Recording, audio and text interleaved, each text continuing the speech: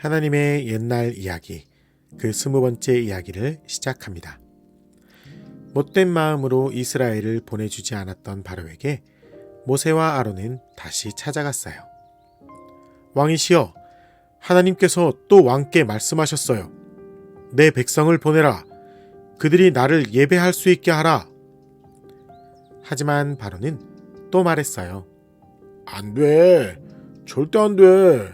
아무도 못 가. 하나님은 바로의 마음이 얼마나 악하고 또 고집스러운지 잘 알고 계셨어요. 그래서 하나님은 애굽 땅에 큰 재앙들을 내려서 바로에게 하나님이 누구신지 제대로 알게 하셨어요. 그리고 그 재앙의 소문들은 땅 끝까지 퍼져 하나님이 누구신지 모두가 알게 될 거예요. 처음엔 강물이 피로 변했어요. 강물이 피로 변하자 애굽의 사람들은 마실 물이 없어 힘들어했죠. 그런데 바로는 그런 백성의 어려움에도 불구하고 강물의 피를 다시 물로 돌리려는 게 아니라 자신도 하나님과 같은 일을 할 수 있다며 애굽의 술사들을 불러 그나마 남아있던 물들도 모두 피로 바꾸고 말았어요. 참 어리석죠? 다음은 수많은 개구리들이 애굽 땅으로 올라와 온 집과 침대와 식탁과 심지어 그릇 안으로까지 들어왔어요. 그런데 차라리 살아있는 개구리들이 낫죠. 시간이 지나 개구리들이 죽어가자 온 애굽 땅에는 개구리들이 죽은 냄새로 가득했어요. 그렇지만 바로는 이번에도 자신의 마음을 바꾸지 않았어요. 남아있던 물마저 피로 바꾸었던 것처럼 바로는 애굽의 술사들을 불러 개구리들을 애굽 땅으로 더 불러들였어요. 그리고 이렇게 한 이유는 바로가 하나님을 인정하고 싶지 않았기 때문이었죠. 바로의 교만이 이런 어리석음을 만들어내었던 거예요. 참 어리석죠? 그런데 세 번째 재앙이었던 이가 나타나는 장면부터는 달랐어요. 모세가 지팡이를 들어 흙을 치자 그 먼지에서 이가 생겨 사람들과 짐승들을 괴롭혔어요. 바로는 이번에도 애굽의 술사들을 불러 하나님처럼 하고자 했어요. 그렇지만 이번에는 애굽의 술사들도 어떻게 해볼 수가 없었죠. 아무리 마법을 써도 이는 생겨나지 않았거든요. 그래서 술사들은 바로에게 이렇게 말했어요. 바로 왕이시여, 이스라엘의 하나님은 감히 우리가 흉내낼 수도 없는 분인 것 같습니다. 이제 그만 하나님을 인정하시는 편이... 그렇지만 바로는 애굽 술사들의 말을 듣고도 마음을 절대 열지 않았어요. 그 후로도 애굽의 재앙들은 계속되었어요.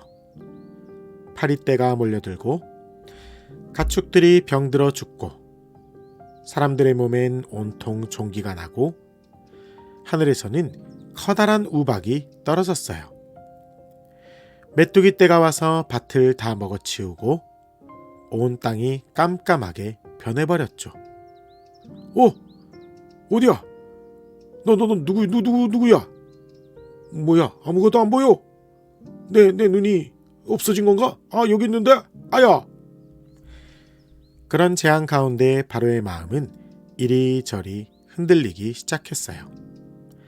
어떤 때는 이제 그만 이스라엘 백성을 데리고 떠나버리는 게 낫겠소. 그래, 가도 돼. 하다가도 다음 날이면 안 돼! 가지 말란 말이야! 하고 또 마음을 바꿨어요. 재앙이 오면 보내주려 했다가 재앙이 멈추면 다시 가지 못하게 했던 거예요.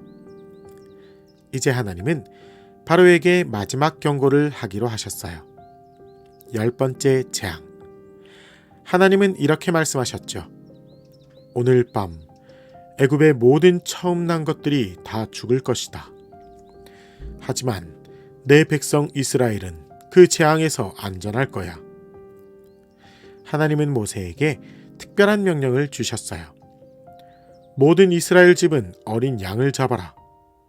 그리고 그 피를 집의 문 기둥과 위에 바르거라. 그것을 보고 내가 나의 백성의 집을 지나가게 될 것이다. 하나님께서 큰 재앙 속에서 자신을 믿고 그 말씀대로 순종했던 하나님의 백성을 안전하게 지켜주셨던 거예요. 이스라엘 백성은 하나님의 말씀대로 어린 양을 잡고 그 피를 문에 바르고 가족들과 함께 고기와 떡을 먹었어요. 그리고 조용히 떨리는 마음으로 그 밤을 기다렸죠. 그날 밤 애굽 땅에는 큰 울음소리가 들렸어요. 그리고 그 울음소리는 애굽 왕 바로도 피해갈 수 없는 거였죠. 하나님의 경고대로 애굽의 모든 처음 난 것, 그것이 사람이든 동물이든 모두 죽고 말았던 거예요. 이렇게 하나님은 이스라엘 백성을 애굽에서 구해내셨어요. 놀라운 능력과 큰 계획으로 자신의 백성을 지키며 구하셨죠. 여러분, 우리의 하나님은 이런 능력의 하나님이세요. 그리고 그 능력으로 하나님은 자신의 백성을, 바로 우리를 끝까지 지키실 거랍니다.